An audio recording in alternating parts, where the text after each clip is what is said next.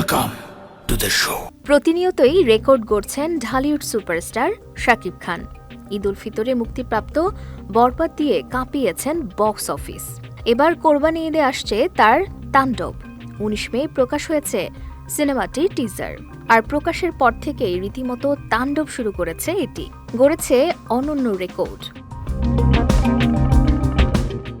রায়হান রাফির পরিচালনায় শাকিব খান অভিনীত বহুল প্রতীক্ষিত অ্যাকশন থ্রিলার তাণ্ডবের ট্রেলার মুক্তির পর মাত্র একদিনেই এটি ১ কোটিরও বেশি ভিউ অর্জন করেছে, যা বাংলাদেশের চলচ্চিত্র ইতিহাসে একটি নতুন মাইলফলক। সিনেমাটির নির্মাতা রায়হান রাফি ১৯ মে সামাজিক যোগাযোগ মাধ্যমে বিষয়টি জানিয়েছেন। একটি স্ট্যাটাসের মাধ্যমে তাণ্ডবের টিজারের এই দারুণ সাফল্য তুলে ধরেছেন রাফি। তিনি লিখেছেন, তাণ্ডব ফোরকাস্ট সব রেকর্ড ভেঙে দিচ্ছে। মাত্র একদিনেই মোট ভিউ ১ কোটিরও বেশি। ১৮ মে সকালে টিজারটি প্রকাশ করা হয়। টিজারে দেখা যায় মুখোশ পরা একটি গ্যাং এক ভবনে প্রবেশ করে সবাইকে জিম্মি করে ফেলে। এরপর আইন শৃঙ্খলা বাহিনীর সঙ্গে মুখোমুখি লড়াইও দেখা যায় সেই মুখোশধারী গ্যাংয়ের।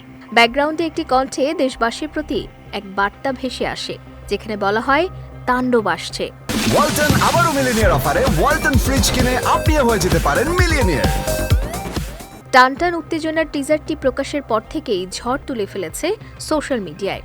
অ্যাকশন ও সাসপেন্সে ভরপুর টিজারটি দেখার পর শাকিব ভক্তদের উন্মাদনা চোখে পড়ার মতো। টিজারের এই উন্মাদনা প্রমাণ করে এবার সিনেমা হলেও রেকর্ড করতে যাচ্ছে শাকিবের তাণ্ডব।